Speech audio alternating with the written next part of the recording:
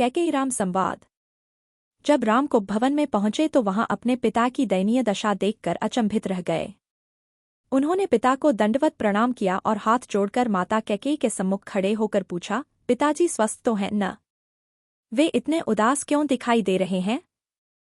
मैंने उन्हें इतना व्याकुल और शोकाकुल पहले कभी नहीं देखा।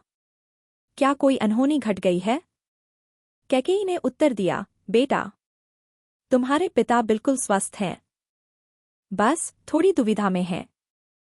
दरअसल कल रात राजा ने स्वयं ही मुझसे 2 वर मांगने को कहा था। जब मैंने वे दोनों वचन मांग लिए तो ये इस प्रकार से विचलित हो रहे हैं। तुम ही बताओ, भला कोई ऐसे भी परेशान होता है? राम ने कहा, माँ, अगर आपको कोई ऐतराज न हो तो क्या मैं उन दोनों वचनों के बारे में जान सकता हूँ? कैकेयी बोली, हाँ, क्यों नहीं, तुम्हें जानने का पूरा पूरा अधिकार है।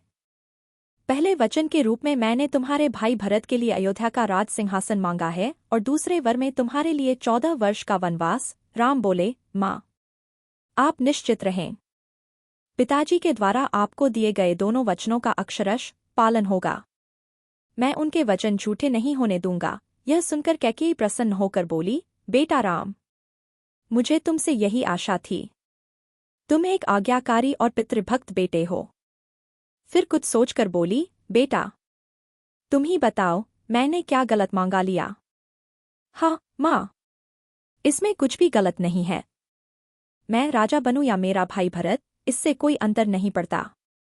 मैं आपकी आज्ञा को अवश्य मानूंगा, राम ने कहा। राम ने अपने पिता और माता कैकेयी के पैर छुए और उनसे आशीर्वाद लेकर कमरे से बाहर निकल पड़े। बाहर खड़े लक्ष्मण उनके पीछे पीछे चल पड़े।